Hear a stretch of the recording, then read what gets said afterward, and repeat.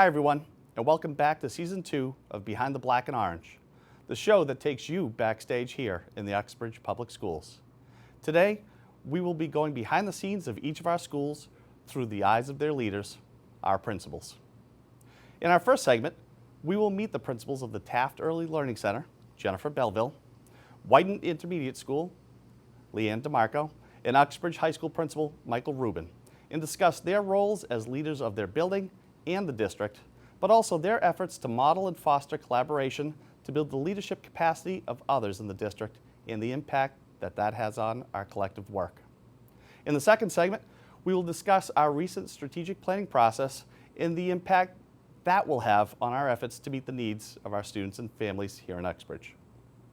All right, we're going to roll the intro, and we will be right back with the principals of Uxbridge Public Schools.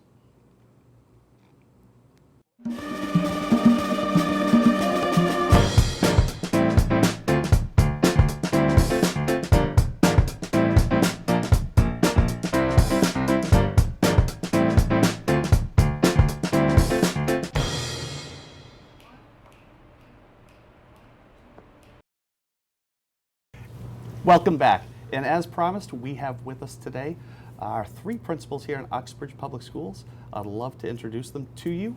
First, to my left, we have Jennifer Bellville. Jen, you're the newest member to our team. Welcome. Thank you. And welcome to the show. Thank you. Tell us a little bit about your background and before you came to Uxbridge. So I'm going into my 20th year in education. I taught third grade. I've been a team chair. I was a principal for 9 years, and then I moved up to central office as a director of curriculum for 6 in Millbury. And then I missed students, I missed staff. I wanted to be back in the heart of it. So now I'm back as a principal here in Uxbridge and loving the school year. We are so glad that you're with us. You make a nice piece to our team here. Moving to Leanne DeMarco from the Whitin Intermediate School. Leanne, how are you? I'm great. Thanks for having me. Tell us a little bit about yourself. So this is my 5th year here in Uxbridge as an administrator. My 8th year here living in town and raising my children here. And my 19th year as an educator. I was an educator. I started out as a special ed teacher in Rhode Island, then turned to technology, then went into administration. And then a great opportunity became available 5 years ago for me to work in the district that I lived and was raising my children. And I'm really happy to be a part of the community as a parent, as a member of the community, and now as an employee. And this is your second year at Whitin, and you were part of that transition going from McCluskey to Whitin. Absolutely. It was a challenge, but it was a challenge that I was happy to take on, and now just in our second year, we're really rolling, and some great things are happening at Whitin. Yeah, there really is. Yes. Thanks, welcome to the show. And Mr. Rubin, Mike, how are you? Doing well, Frank, thanks. You're the first second-timer on our show. No, Congratulations. I feel honored. Well, I feel like it should have like one of those credits at the beginning and feature. Yeah, don't go crazy. Tell us a little bit about yourself, please. Yeah, so I'm like Ms. DeMarco. We came together here at the same time 5 years ago. So I'm in my 5th year at the high school, 5th year as a principal, 19th year. So we have a lot of similarities. Yes. Spent a few years as an English teacher. Was an administrator in the same district for 6 years beyond that, and then moved over. Spent 3 years as an academic dean at another high school, which was similar to being an assistant principal. Now year 5 here at Uxbridge High School. I mean, second year as an 8 through 12, which has been different, as Ms. DeMarco said. I think that brought with it some challenges that we rose to, and really off to a pretty good start this year as well. Thank you for sharing, and thanks for being on the show. Thanks for having me back. We have you folks on the first show of Season 2 as by way of introduction to the community. You're the face of your schools. And people often see you and they assume they know what you do for a living. But if we went behind the scenes a little bit and talked about your role, they would see that it's multifaceted. For example, Jen, you're in charge of curriculum. You're the instructional leader. You're also in charge of the dumpster. And so coming from central office back into the school, Has anything changed from your previous experience in being a principal, and if so, what? As far as changed, I think that there's so much more to being a principal as far as community, parents, students, day-to-day discipline, just structures of schools in general, as far as meeting with teacher leaders, nurses, just cafeteria, all of that, the intricacies of running a building. So no day is ever the same, and every day is That's why fun. it's great. It is. Yeah. It's fun. It's challenging. It's fantastic. And so you mentioned a lot of the management, the technical pieces. And feel free to jump in, Leanne, just in terms of those technical pieces of the school, that's a full-time job. Mm-hmm. How are you able to manage that while leading the curriculum efforts, providing support for your staff, providing support for your students?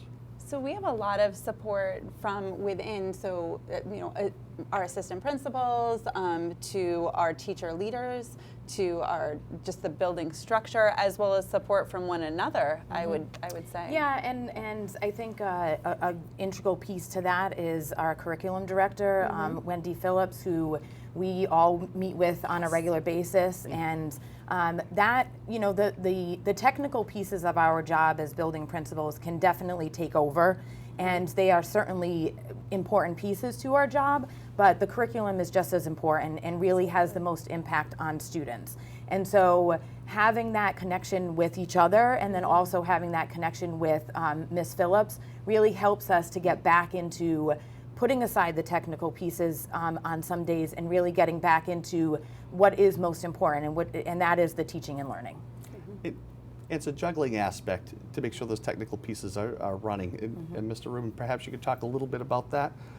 Well, I think one of the things that most people probably don't realize is a lot of our technical work happens when students aren't actually here, so that while students are here, we can be in classrooms with teachers, with students, getting a sense of what's happening in our buildings, so that after hours we can sit and put our heads together. And after hours might mean 6 o'clock in the morning over coffee, and it might mean 9 o'clock at night over a Google chat. I mean, we're working long hours, but there's that old saying that if you love what you do, you never feel like you've worked a day in your life. But the reality, I think, for the work that we do is that yes, there's technical aspects. There's more, the more visible aspects. You prioritize, and much like as a college student, when you looked at the week of assignments you had ahead, when you have a Saturday that you're going to spend all day at 4 or 5 games because it's homecoming and there's a dance and there's all of these games, and then on Monday you have 3 or 4 meetings with teachers around goals. It doesn't make the pile go away. Just means you might have to tackle some of that pile on a Sunday night or on Monday afternoon after the dust settles. And what's most important, I think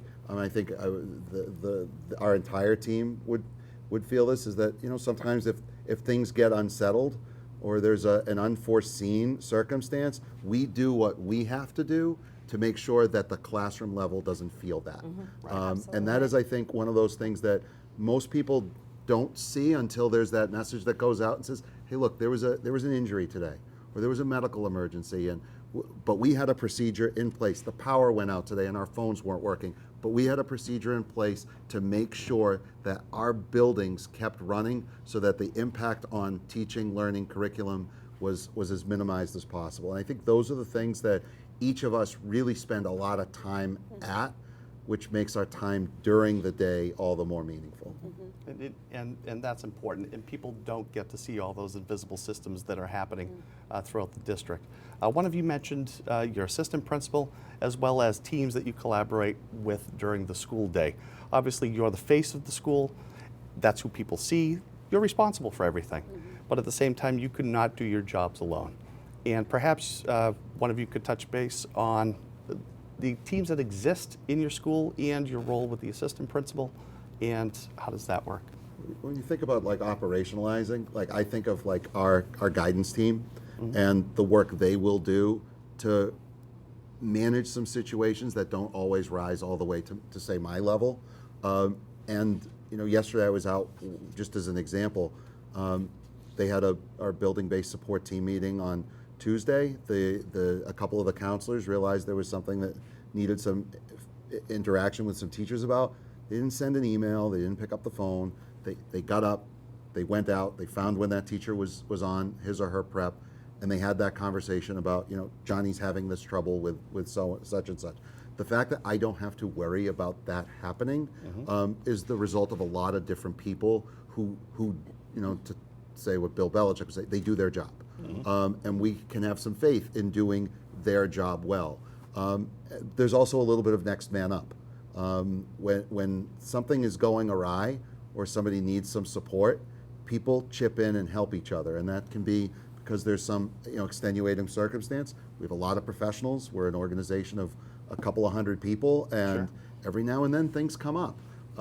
But they know to whom they can turn when there is a challenge, whether it's a building-based support team, a teacher who's going to go to their department leader, or their in your cases, you have grade level leaders in certain subjects, a team chair if it's special education, or even for us, each other. And I think that's something that people should really take heart in, is that no one person's an island unto him or herself. No, and to speak to that, Mike, I would say too, for community and for parents, they often don't know who to turn to, and so they might be reaching out directly to us, or for a lot of parents, it's our administrative assistants who that they're reaching out to in our front offices, who can really kind of direct them, because we have adjustment counselors, we have a school psychologist, we have a behavior specialist, we have a fantastic school nurse, but we have our teacher leaders, and for our level, well, I can speak to my own building. I have at each grade level a teacher leader in math and science and English language arts and social studies as well. So those front offices are very important too. And I was going to say that too. The ladies in the front office at Whitin, I mean, I certainly couldn't do the work that I do without them.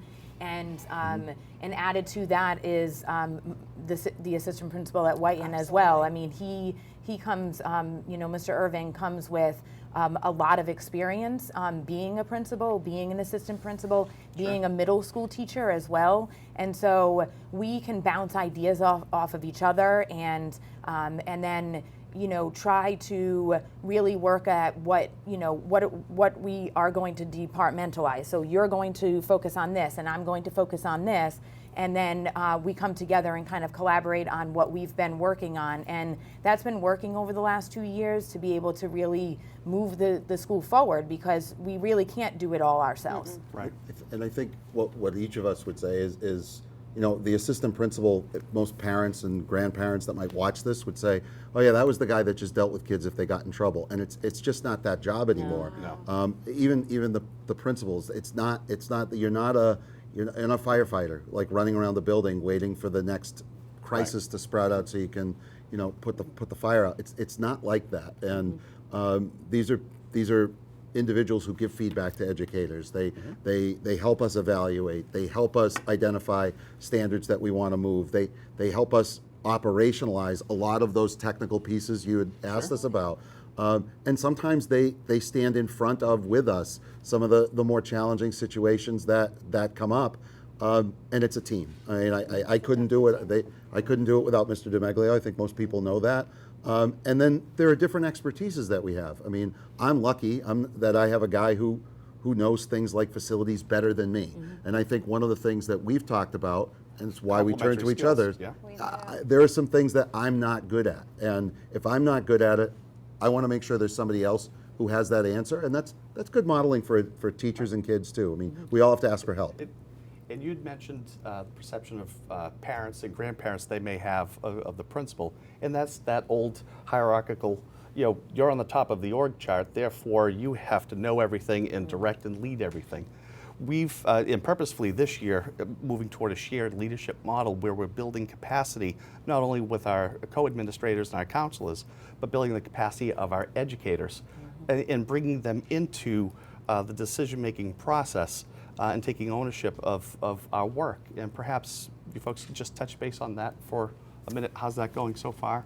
Well, Jen alluded to the structure and how it's a bit different than it has been in the past years, and I really like the structure of having teacher leaders at each grade level that are subject or content based, and that's really helping us to really drill down in the curriculum and the teaching and learning and how to improve the teaching and learning, rather than what has happened in past years. It's been more of the technical pieces that we've been discussing in those team leader meetings, as opposed to really looking at student data, looking at the curriculum, and looking how we can improve the experience for our kids. And that's what we do for a living. Right. Well, It's all about students. I think one of the challenges that we've addressed, and this is something that I wouldn't have been aware of had the other two principals not said it. Some of those department leaders are housed up here at the high school, Right. but they have a focus all the way back to pre-K and all the way up to, and we accepted that as a challenge, not as a negative challenge, but as we need to, as a department leader, we need to make that extra effort to come in and build that collegiality with people with whom we maybe didn't have as strong a relationship before. And I think Ms. DeAndrea actually said it best at the school committee That was a meeting. perfect example of that teacher leader structure, and her passion came out last night, and now her ability to feel empowered that she can now transcend that passion to her entire department. 3 buildings, and that's good for everybody. That's good for kids. And whether it's not just having a seat at the table, it's having a meaningful seat at the table, voice, and it's having a voice that falls back. Your first question to Ms. Bellville was about curriculum. I could probably tell you what a good music lesson looks like. I could certainly tell you what good music sounds like, at least in my opinion. It's different for all of us. A little run DMC for you. Yeah, there you go. Yeah, you saw the Straight Outta Compton shirt as we walked in. But I think it's important that they're content experts, and we have to leverage that particular. I mean, I taught English. You were technology and a special ed teacher. You had to be a specialist of everything, being a 3rd grade teacher. But some of these folks have real in-depth content knowledge that they can model for their peers, and then model for peers beyond their disciplines better than we can. That's awesome. That's great for us. And I think I'm sorry. No. But I think it also, it really builds us as a district, because I think of how much we collaborate and how much we're talking and things like that, that they're singletons in our buildings. And so that opportunity that's now presented to them to be together and to be united and to be really looking at that scope vertically is a great opportunity for us. So we're trying to build on our shared knowledge. Collectively, we're smarter than we are individually. And we have some excellent people in this district, so really trying to harness that energy and really focus it in service of our kids and our families. We have to take a short break. Are you guys going to stay around for the second segment? We aren't going anywhere. Fantastic. So we'll be right back after a short break, where we're going to continue this discussion and talk more about our strategic plan. Stick around.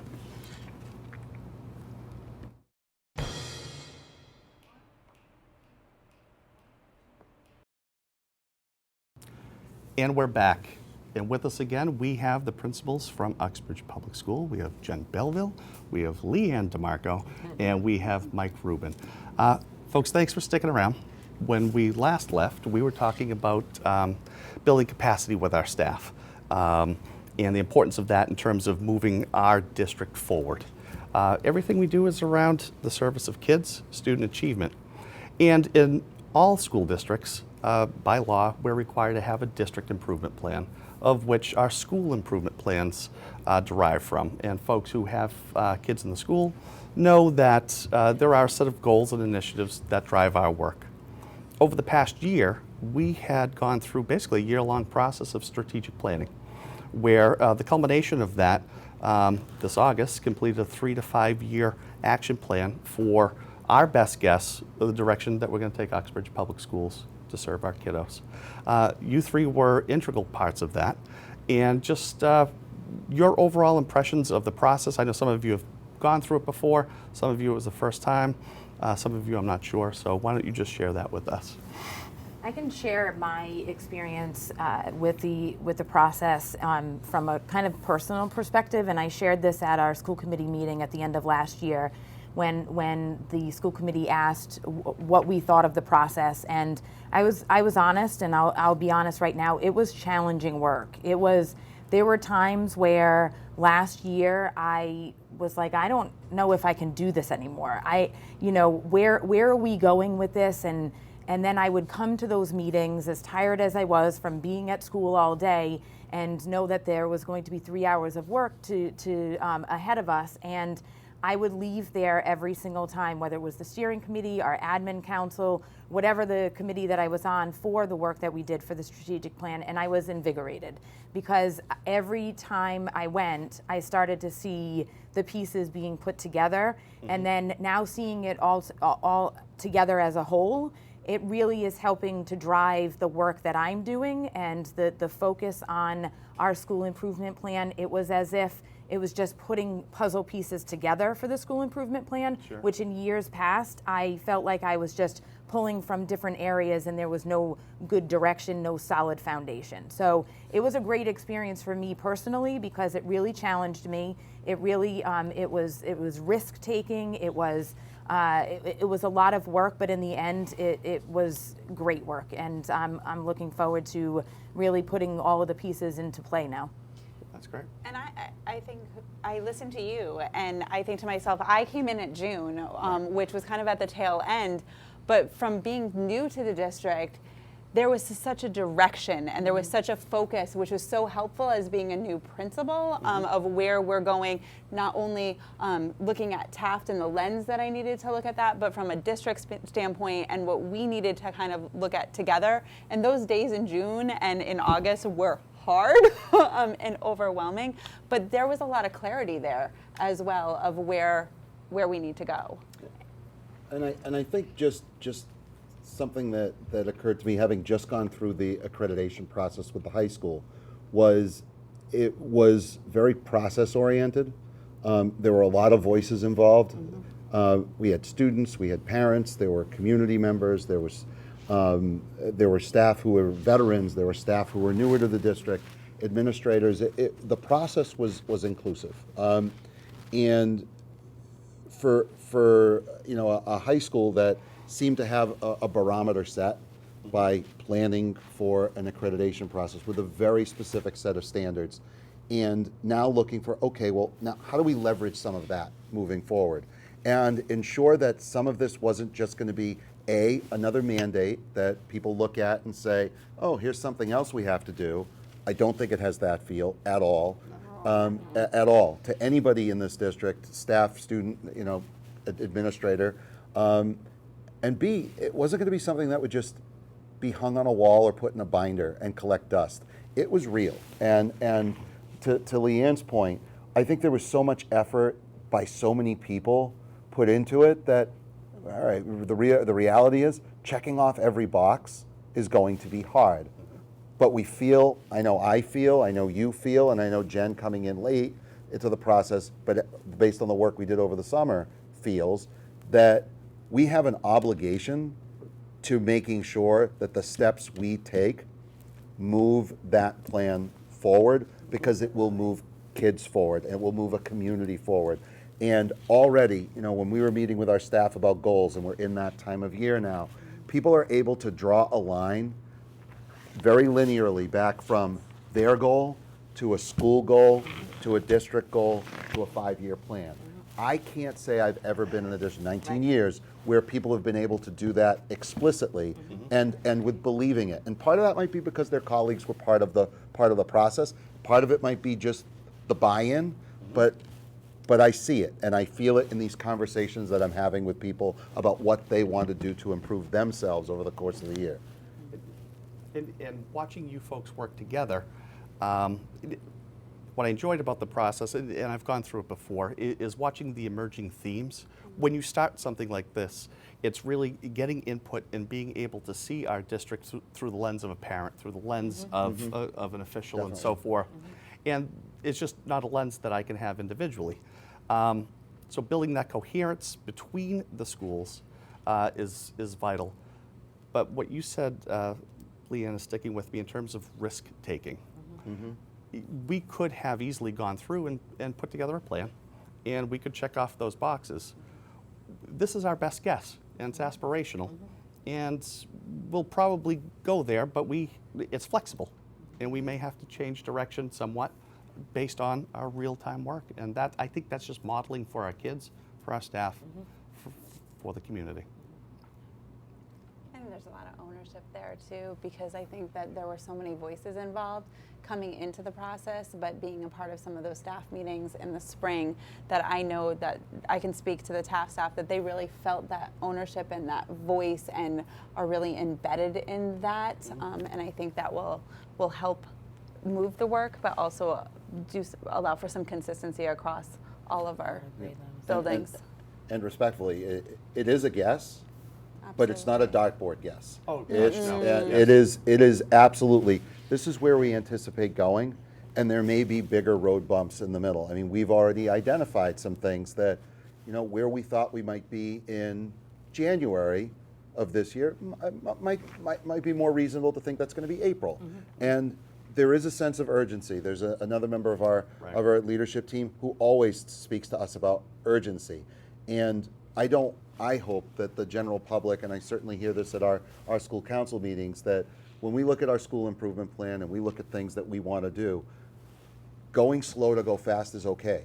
And having a sense of reality and, okay, well, we need to bring people along. It may take a little longer in some places than it does in others, but we're going to get there. Right. And I think there's a resolve that I have not seen that's collective. And you've used a certain visual. I don't feel like, and I'm separated geographically from you two by a greater distance than you two are separated, but we're closer than we've been in my 5 years.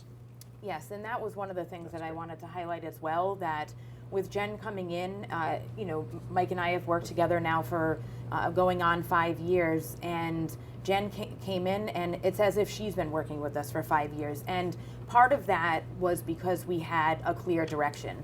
And I think that, you alluded to it as well, that you were able to come in and saw what the direction was and kind of jumped on the train pretty quickly. And the three of us, I mean, we're constantly in contact with each other. We're constantly talking about how we are going to make it work, how we're going to make these connections with what's happening at Taft and what's happening here, so that way we can prepare the kids to come to you and then prepare them for even when they leave you. So the connections are there, and it's exciting. It's really exciting. I mean, I'm pretty passionate about the work that I do. That is why I am in education. But to have this laid out here just really fuels the fire to really keep driving the ship forward.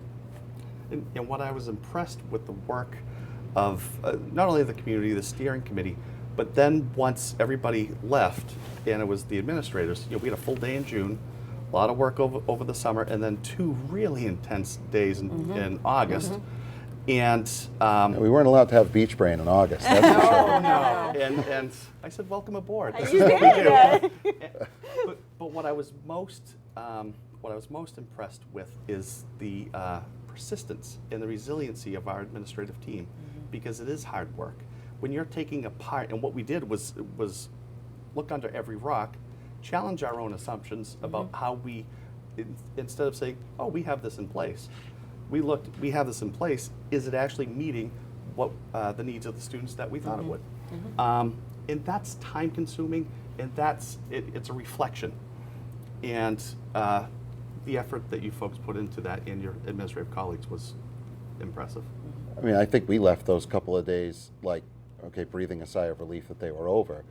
But there was something there, and I remember we met once at Taft with Mr. Missler on a Friday morning at 6:30, and it was we had one part of it that we were responsible for as a team, and darn it, we weren't leaving that room until we felt like it was in a place where we were comfortable sharing it with our colleagues, and I think that was replicated in the other 2 teams, and we walked out of there.